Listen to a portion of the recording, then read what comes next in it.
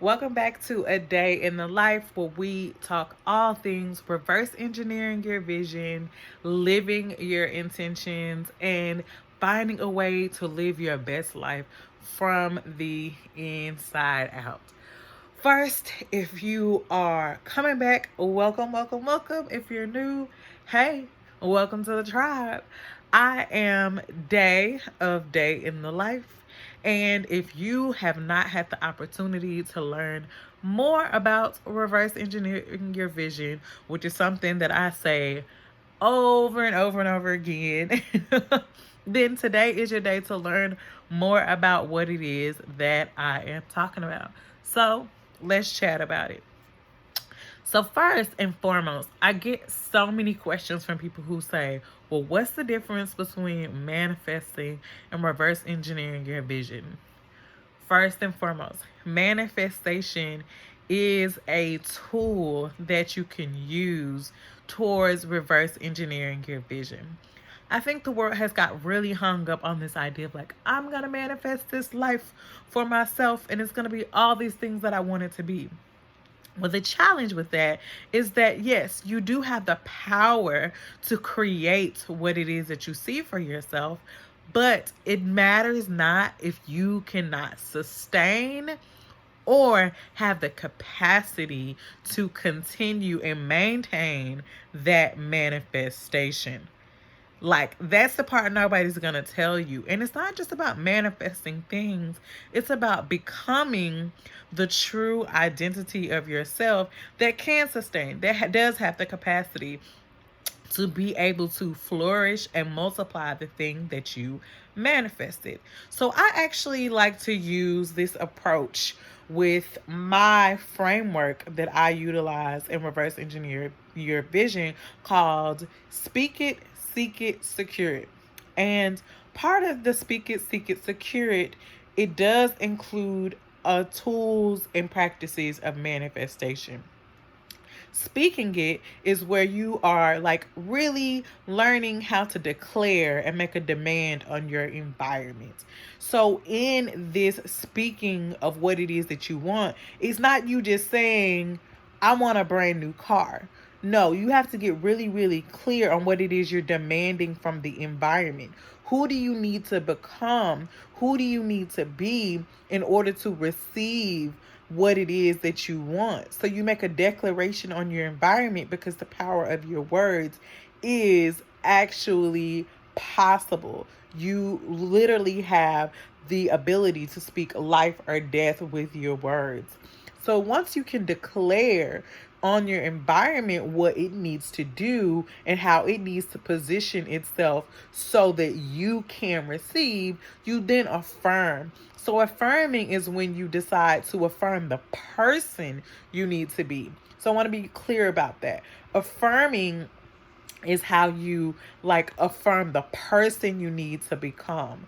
So, like I mentioned in the beginning, everybody wants to manifest these things and they don't understand why this manifestation doesn't establish them or make them fuller, and they're just continuously trying to seek things to fill this void. So when you affirm who you need to become to sustain and maintain that manifestation, that gives you establishing, that allows you to evolve, that allows you to multiply the blessing that it is that you are declaring from the environment. So environment is important, as well as you knowing the person you need to become in order to receive, sustain, and maintain that thing that you're asking for. And then lastly is the manifestation. So I do not believe that you're supposed to begin with manifestation, because manifestation is the actual practice of that thing coming to life. It is where the spirit aligns to the natural, and what has already happened in spirit then is produced in the natural. And so this is where you get really clear on like, okay, I have declared what this environment should be like in order for me to get this thing. I have affirmed who I need to become in order for me to sustain and receive this thing. And now I'm going to manifest it. And then not just manifesting it by thinking about it, but I'm going to say, this is what it's going to feel like. This is what my environment is going to be doing. This is what I'm going to be doing to prepare for it. This is how I'm going to sustain it. This is how I'm going to maintain it. This is how I'm going to multiply it so that it blesses others. Like, you get really, really clear in defining all of those levels, because what I want us to get away from in these practices is this one size fits all model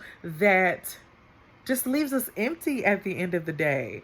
I'm gonna be honest with y'all, like, it's cute to go and throw some cinnamon in, $1, and then you put it in your pocket and you have 700, and that's great, that's multiplication. But imagine what you can do when you say, you know what, I'm demanding on my environment, not that I just reflect and attract money, but that my environment allows me to flourish so financially that I don't even have to worry about my finances. That securing money is not the thing that I praise. And I affirm for myself that I do attract finances because I am practicing giving generously to others. And so what I am manifesting for myself is a life where I am generously giving and continuously receiving from God, so that there's a level of multiplicity in my environment where I am blessing others, and in that being blessed.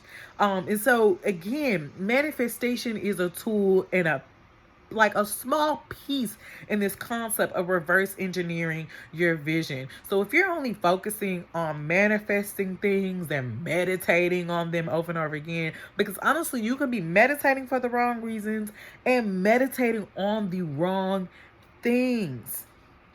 I have done that when I was in my single season, and I was just so gung ho on finding a man. I was meditating on all the wrong things. I was meditating on my list.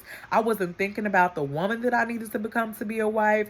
I wasn't thinking about the sacrifices that I needed to make. I wasn't thinking about how my environment needed to change, how I needed to change different friends. But the moment where I began to make a demand on my environment, I noticed myself evolve. I noticed myself really kind of expand in such a way where I was able to really get clear on the woman that I needed to affirm myself to be, and then get more clarity and anchoring spiritually on what that manifestation was going to look like, so that I had the level of discernment to receive what it was that was supposed to be manifested for me, the thing that had my name on it. So that is just my spiel on reverse engineering your vision, and a little bit of the groundwork that we do with my framework: speak it, seek it, secure it. Because this is just the stepping stone to you living this undeniably satisfying life, where you're not chasing and trying to fill this void with things, because you're becoming this person that is reflective of the true identity and image of who you are. So I'm super passionate about this kind of stuff, if you have not noticed.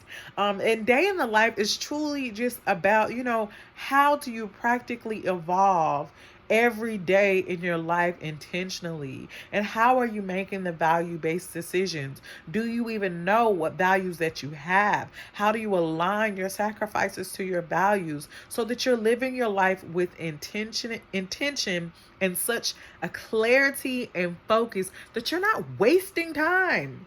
Nobody has time to waste.